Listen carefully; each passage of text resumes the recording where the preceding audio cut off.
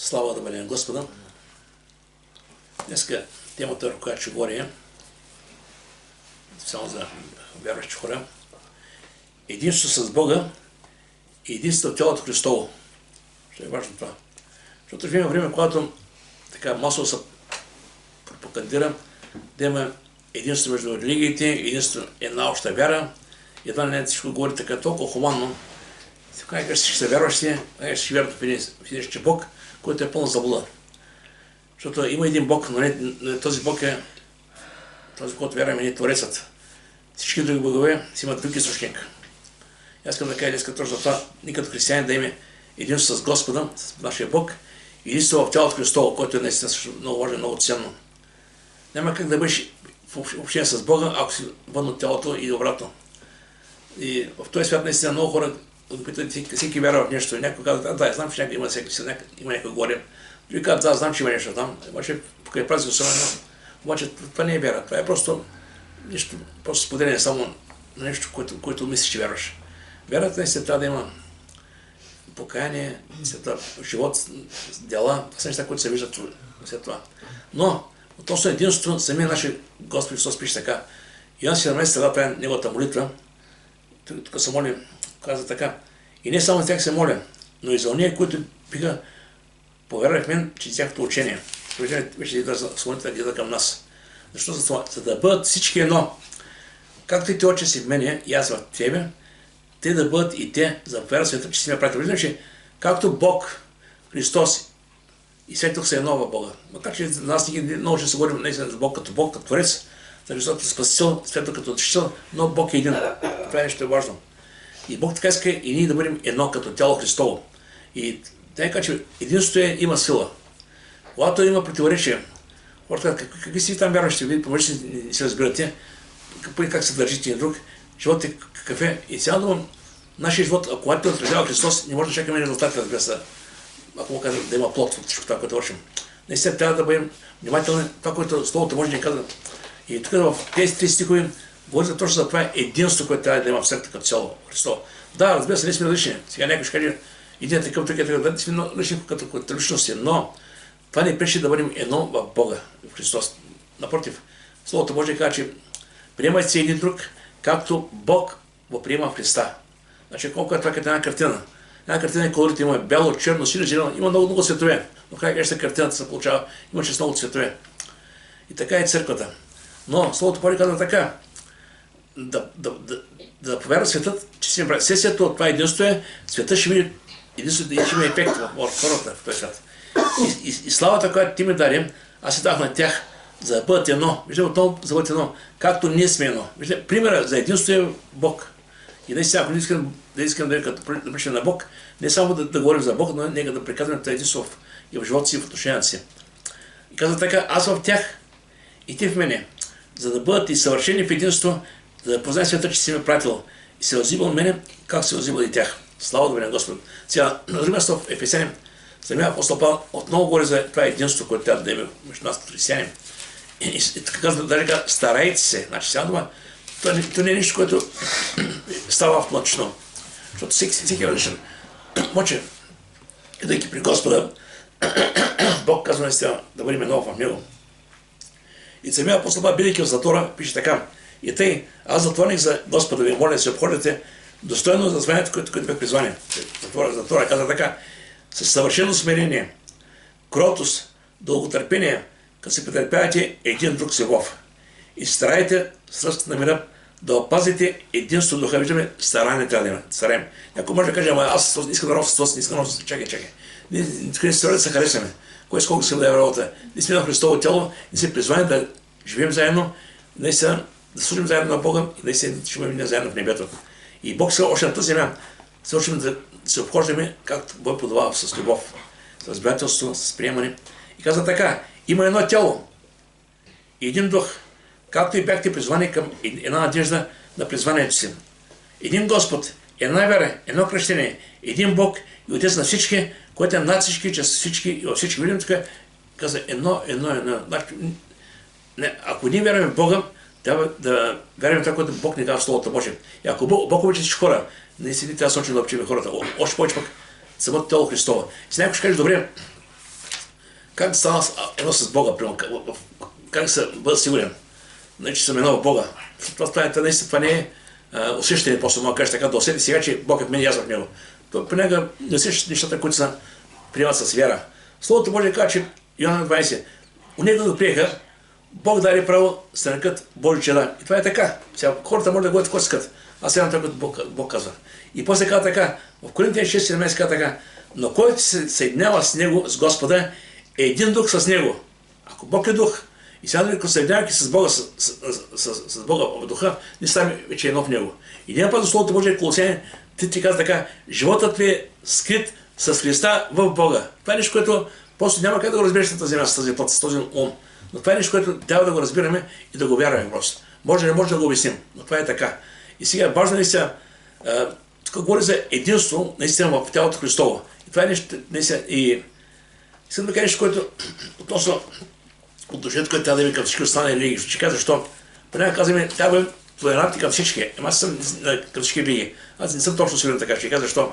Ако знам, че за другите религии стои някой друг врага, дявола, с какво да бъде толерантен с дявола? В Словото Божие каза, къде следва да открадне, за кой да погуби. А Исус каза, аз да имате живот изумиран. Нашата работа е не да занимаваме с другите, но да следваме Господа и не сега да показваме любов и никой друг и да сега да бъдем това, което Бог казва за нас. Сега, единство с Бога и единство с Христа. Единство в тялото Христово. Сега, човек това единство е важно. Матей 6:24 Словото Божие казва така, никой не може да се на двама господари. Ако търсите има Бог, има и дявол. Ако има ангели, има и дявол и демони. Това са реални неща. И няма как човек да бъде силен крак с Бога, да бъде света с дявола. И това е нещо, което трябва да прави своя избор. Или избираш Бога, и следваш Бога, или избираш този свят, че оставаш този свят. Защото на Словото Божие казва, че ще има хора, които ще бъдат на края на времената с претенции. Боже, ние това трябва да правим. Това е ли, много ще се правили. Господ казва, махнете се, не ви познавам, вие, които върче беззаконие. Това, че е много важно, виж, че важно е какво ще когато Бог те посеща в небето. Трябва да имаме милостта, че наистина ще при него като Божи деца, а не като някои хора, които се живеят в този свят, как искат, а да очакват от Бог милост и в небето. Защото има хора, които казват, Бог е милостив, едва не Бог е добър. Да, Бог е такъв, обаче Бог има определени правила и изисквания. И ако наистина човек живее в греха си и не се притеснява, защото Божие каза, заплатата на греха е смърт. А Откровение 27 каза, небето не ще влезе нищо е чисто. Сега, Бог е един, но пътя към Бога е само един, за жалост. Много хора казват така, просто бъди добър, вярвай си, прави добри неща, не никой нищо лошо не се струва. Това са философията на този свят. Обаче това е, за жалост, хубави неща, обаче не водят към небето, което е още по-лошо. Защото човек може да бъде добър и да ме надежда, че бъде там пък, когато кажете и нека ти в небето, Бог да каже те познавам. Без покаяние, без посвещение, без да има истински живот с Господа, човек е фалш, разбирате, фалш говоря. Откровение, извинете, Евреи, 26 казва така, търсете мир с всички и онова освещение, без което никой няма да види Господа. Това е реалността. Освещението е промяната. Сега някой може да каже какво е това. Чети Словото Божие, ще разбереш. Това е промяната, която се Бог да е в тебе. Ако мога да кажа така, един човек скача скок на височина, Бог дига летвата, скачаше, след това среща летвата малко повече. И така е целият живот, имаш изпитание в живота си, чрез които Бог те приближава при себе си. Няма ли со християнство? Сега някой може да каже цветя и рози. Няма такова християнство и рози. Но на много места Словото Божие каза, през кърми ще приемете. Мене говориха, много неща, като сме говорили много пъти. Въпросът е, наедно с Богословията има и много неща, които ще преминем. Но, трябва, че Бог е добър и Бог е верен. Сега, като кажа, че Бог е един, разбира се, някой ще е много път съм питал, с хора, които не се вярват други богове. И съм казал, добре, в небето горе, колко Бога има нагоре? Всяка лига съм своя Бог. Колко са боговете горе? Мълчат хората. Нямат виждане. Бог е един. Един е истинския Бог. Всички други са фалшиви богове, за тях стои Сатана. Всички други религии. Сега Второзаконие, че ти каза така, ще излезе Ева, нашия Бог е един Господ. Нашия Бог е един Господ. И когато говорим за един Бог, искам да разберем, тук става дума, Бог Отец, Господ Христос и Святия Дух. Това е трипелна, това е на нашия Бог. И наистина, всяка една ерес, всяка една секта излиза от там, когато се отворят в единството. Някои казват, има само един Бог, няма нужда от Исус Христос е бил човек, Свят Дух е някаква сила и други признават само Исус и Бог без Святия Дух. Други Бог и винаги, когато има отхвърляне на едната личност, това е ерес. Това е единственият триединен Бог, който е създател, който е спасител. Сега, има много религии, много учения, много църкви, но един Бог. И пътят към Бога е само един. Исус казва в Словото Божие, Йоан 14:6, аз съм пътят, аз съм истината, аз съм живота и никой не дохожда при Отца, освен чрез мен. И сега пътят наистина в Словото Божие казва, че всеки един човек има своя достъп до небето. Всеки може да дойде при Бога. Няма че къде е бил, какво е правил. Няма че къде живее. Значение е единствено, когато чуи за него, се покая и да го потърси. Ефесяни 2:18 казва така, защото чрез него и едните, и другите, става дума за евреи и изличници, имаме свой достъп при Отца в един дух. Виждаме отново чрез Христос. Имаме достъп при Бога чрез Святия Дух. Слава да бъде на Господа. Сега, и нещо, което е важно в това последно време, което живеем, сега всеки има претенция, че наистина него църква е най-хубавата, него църква е най-добрата, там стават най-хубавите неща. Мисля да кажа, че Бог ни призовава на съревнование, кое е по-добро, но на единство. Едно всички в духа. Трябва да се обичаме, наистина така, както Словото Божие ни учи.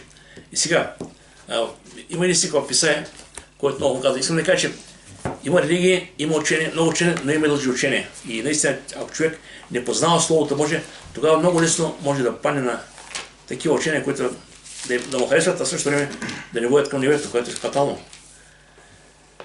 Исаия 66:9 казва така, помнете предишни неща от древността. Аз съм Бог и няма друг Бог освен мене. И аз съм и няма подобен на мене. От началото аз изминавам края. От древните времена не станете още неща. Аз казвам, наведете ми ще устои и ще изрази всичко, което ме е угодно. Тук виждаме се, Бог каза, аз съм, няма друг. Така че всеки друг, който парадира, всяко друго учение, което парадира, че е правилно и води към вечността, е лъжа. Сега, искам точно да говоря за единство в тялото Христово, което е важно сега. Защото вижте сега, в Матея 21, 11:20 Словото Божие казва така, дойдете при мен всички вие, които сте отрудени и обременени, ще успокоя. Тук призива и към всички хора. Всеки човек е да прибъга от своята позиция. Значи някой е работил едно, други е работил друго. Всеки хора идват. Но тук не значи кой откъде идва. Важното е да дойде при Бога. И в Йоанна 6:37 казва така, и който дойде при мен, никак няма да го върна, никак няма да го изгоня. Виждаме, че не само ела при Бога, Бог каза ела при мен, няма да върна. И тук говорим, че въпросът е, кое е това, което може да изплати и кое е това, което може да разделя. Това е важно наистина да разберем. Сега, понякога знанието, придобивайки само знание, без реално да има живот, съответно на това, което знаем, това знание понякога може да възгордяване. Ще кажа, фарисеите, тези хора, говориха за Бога, знаеха за Бога, Словото Божие каза, сърцата им се различи от него. Сърцата говориха, не го познаваха. И в Коринтияни 8:1 апостол Павел казва така, знанието възгордява, а любовта назидава. Значи виждаме, че в основата на взаимоотношенията в християнството стои любовта. Ако няма любов, ако няма милост, ако няма смирение, ако няма наистина доброта, ако му кажа така, ще плодове духа, ако не живота не, просто става една религия. Вярвам в един Бог и ще бъде с него. Ще виждам как ще бъде, не знам. Това, което се вижда, е видимо от Бог към нас, това е именно характера. Това са плодовете на духа. Това са 9 плода на духа. Любов, радост, мир, кротост, благост, верност, милосърдие, силовъзание, дълготърпение. Това са 9 плода, които Бог изражда в нас. И нормално, когато тръгнеш след Господа, тия неща вече час по час дадат чрез духа в живота си. И това, което става в теб, то става видимо и в живота в отношение. А ако един човек е тръгнал след Господа и продължава да бъде същия и няма никаква промяна, той е сбъркал адреса. Сбъркал е този, който се да разберете ме.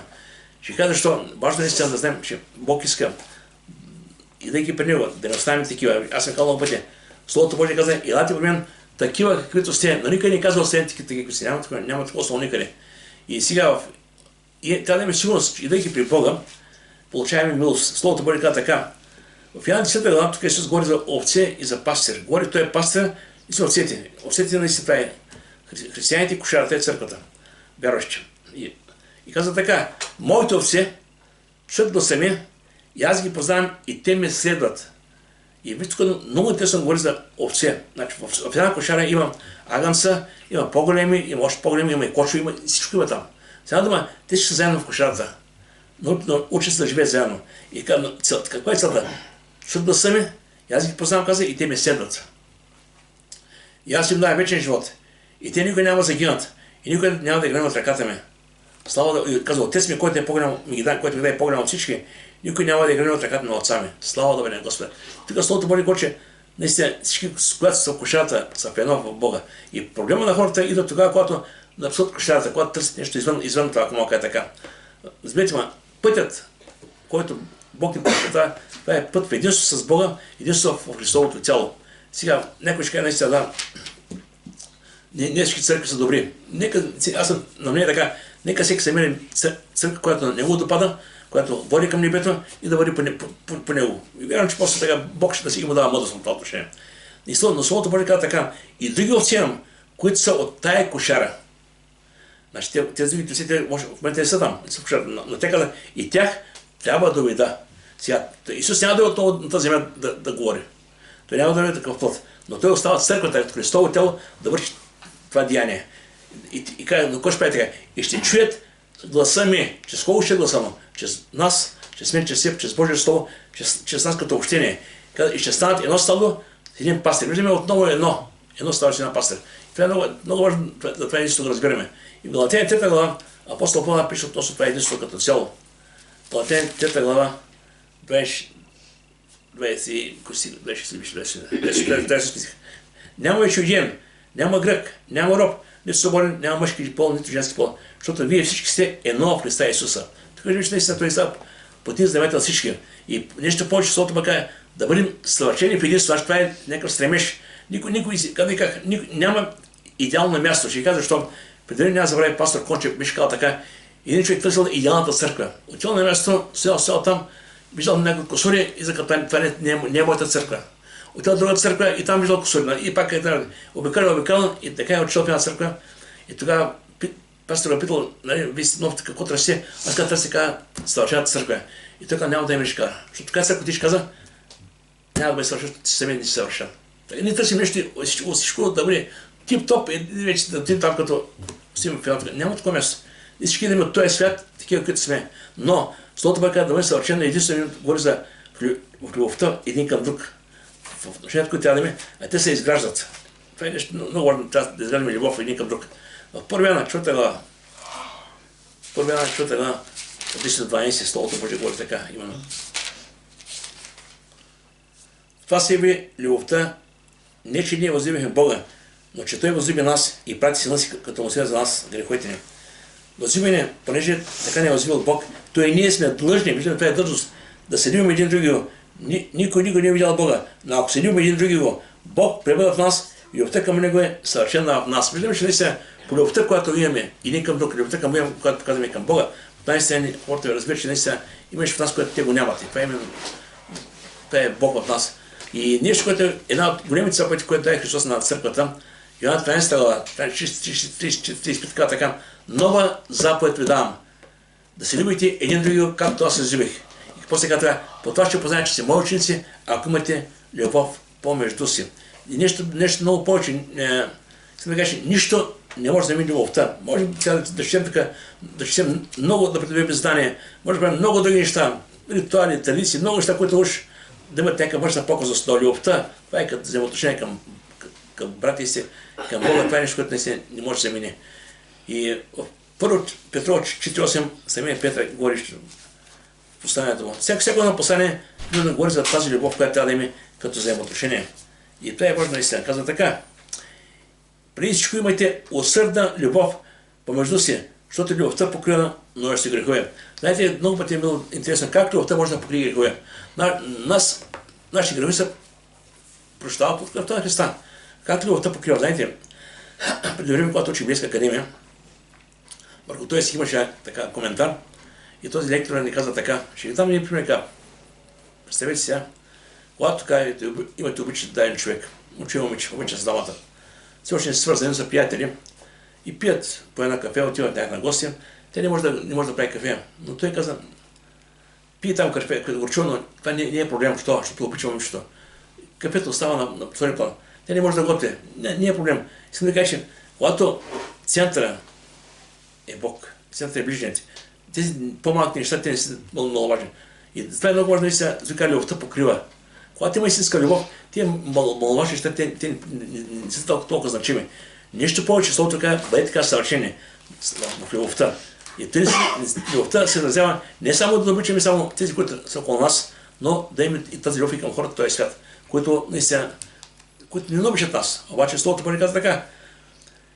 Чуйте, че било казано, обичай ближния си, а мързи неприятели си. Но аз ви казвам, обичайте неприятелите си и молите се тия, които ви гонят. И те бъдете съвършени и вие, както се съвършава вашия Отец. Говори за любовта, наистина трябва да имаме добронамереност наистина към хората, които в този свят. Аз много път сега лоши хора няма. Лоши господарят, зависи кой на какво служи. Сега искам да кажа някои неща относно пречките за единство в тялото Христово. Колко може да пречи на единство и днес е реалност. Първо, раздорите, Словото Божие каза, раздорите. Това е много, когато приемам. Ако някой мисли, че е прав за нещо и започва да търси свои последователи, които пък да го одобрят неговото положение и получават раздори, групички и ред други неща, които наистина вече разделят хората. И църквата става наистина едно празно място, в което не е толкова да има Божия любов, а наистина да има раздори. И затова апостол Павел каза така в Словото Божие. Моля ви, брати, за името на нашия Господ Христос, всички да говорите в съгласие и да няма раздори между вас, но да бъдете съвършено съединени в една мисъл. Затова Словото Божие казва, че когато има нещо наистина, някакъв проблем, дете казва, отиваш при брата, говориш си и се оправяте. Значи сега дума, тази неща, които Бог дава наистина отговор за всеки проблем. В Притчи 18 говори точно в прав текст за това нещо. Притчи 18:1. Кой се отлъчва от другите, търси само своето желание и се противи на всеки здрав разум. Значи, аз съм казал много пъти, когато има някакъв проблем, който възниква, първо търси какво е Божие Слово. Това е отговора. Защото по-човешки, всеки проблем има човешки много отговори, но отговор е един. А когато видиш някой, който създава такива проблеми, има хора, които обичат създават интриги. Има ги в интернет, има ги и в света, има ги и по сърцата жалост.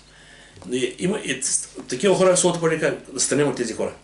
Проче, моля се, братя, да забележите тия, които причиняват раздори, съблазни, противно учението, което са научили, и отстранявайте се от тях.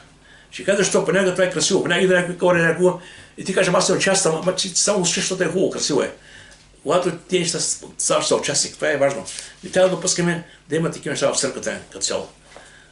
Това говори, че няма любов. Ако има любов, тези неща няма бъдат реалност. Но Павел предупреждава, защото такива човеци не служат на нашия Бог, а на своите си охоти и с благи и ласкави думи предлагат сърцата на просрочените. Значи това е раздорите. Другото, което е важно. Другото е гордостта, азът. Когато човек мисли, че нещо повече от другите, започва да се опитва да манипулира, да коригира. И това е важно. Трябва да знаем, че ние всички сме братя, а този, който е на нас е само Бог. Помните, когато апостолите бяха заедно, и тогава, когато Исус им каза, ето аз ще отидем сега, ще ме спълят на кръст, и тогава те почнат да се рушкат. Кой ще бъде просто между нас? Исус като го няма, той се заминава. И тогава Исус ги запита, за какво се припирате по пътя? Те мълчаха. Бяха усещали, че не е нормално това. И той каза така, кой иска да бъде пръв между вас, ще бъде всички последен на всички слуга. Така че това е много важно, наистина, човек да има сърце да смирява, пък вече Бог е този, който наистина движи работите нататък. В Римляни 12 казва така, защото че заедната им благодат казва на всеки един измежду вас, който е победен да не мисли себе си по-високо, отколкото трябва да мисли, но да съждава така, защото да мисли скромно според делата на вярата, които Бог е на всеки разпределил. Така че, ако Бог е на някакво талант и дарби, той не ги дава просто да кажеш, аз съм това, което съм. Не, Бог е дал нещо, да бъдеш в полза на другите, аз викам, в тялото Христово. Това е място, където ти трябва да проявяваш твоите таланти, твоите дарби, всичко това, което Бог ти го дава. То не е за тебе, то е за Бога. Да служим в тялото Христово. И тук в Коринтите дава превъждение казва, така, защото който мисли, че стои, нека внимава да не падне. И това са много силни стихове. И Филипяни 2 глава, в дел 4 пък точно говори какво трябва да бъде отношението ни. Казва така, не правите нищо от предзалство ще славя, но смирено мъдрие, нека всеки ще се други по-горе от себе си, не ги е всеки за своето, но и всеки за чуждото. Слава да бъде Господа. И да истина това, което искам да кажа, още нещо, което е важно да разберем, че другото е лицеприятието. След към тези неща. Познавам хора, които се събират в групички. Преди време бях в една църква, тогава бях в голяма църква, имаше групичка на художниците, група на интелектуалците, група на той група, и пример, ако ти си някой или нищо, ти оставаш вън от всяка група. И това не е църква. Това не е за църква, мака. Църквата словото мака кошара. Едно стало си един пасе, така че трябва да има, наистина трябва да се приеме такива, които сме, да се обичаме такива, които сме и наистина да съжим един друг такива, които сме, с любов. В Яков 2 глава, тук много ясно говори за това несеприятие, колко е фатално. Каза така: чуйте ли, небесни мои братя, не извали Бог онези, които са сиромаси с светски неща, богати с вяра и наследници на царство, което е обещал на тези, които го любят. И тук каза, братя, ако не държите вярата, да държите вярата на поставя наш Господ Христос с несеприятие. Защото ако влезе на Голгота човек с златен пръстен и с хубави дрехи, а влезе и сиромах с опрески дрехи, и погледнат на почет към онзи, който е с хубави дрехи, да решите, ти си тук на добро място, а на сиромахът решите, синото поднържате ме, а не правите ли различие помежду си, не ставате присъстъди. Значи, нашата работа не е да оценяваме кой става, кой не става, а път е да показваме любов и милост към всеки един от нас. И това е нещо, което е много важно. И сесията тези неща, които говоря, лицеприятието от много неща, именно разцеприемат. Винаги казах, има хора, които представете се, ако пане в църквата един човек, който не е много добре сложен, не е много така да изглежда добре физически. И ако никой не води внимание, що един път, три пъти, ще кажа, за какво да ходя в църква? Аз идвам към къса, никой не обръща внимание. Значи, важна е любовта, любовта трябва да е видима. И то наистина истинска любов. И тук словото може самия апостол Павел Коринтяни казва така: понеже, братя, вижте какви сте вие призваните, че между вас няма мнозина мъдри, спречовести, мнозина силни, нито мнозина благородни. Но Бог избира глупите неща на света, да поставим мъдрите, също избира Бог немощите неща на света, да поставим силните, още долните предните. Виждаме, че Божие слово ни отговори, че когато Исус дойде на тази земя, не отиде първо при парисеите и книжниците, най-духовните там, отиде именно при тези рибарите. После отиде при един банкер, Матей, Захия банкер. Отиде при една прослойка, които наистина се шаха за грешници и бедници, но Бог обича хора. Така че нека наистина да растем в любовта към Бога, любовта към ближните и да обичаме хората, да знаем, че наистина Бог обича всеки един от нас. Бог да му благослови. Слава на Бога.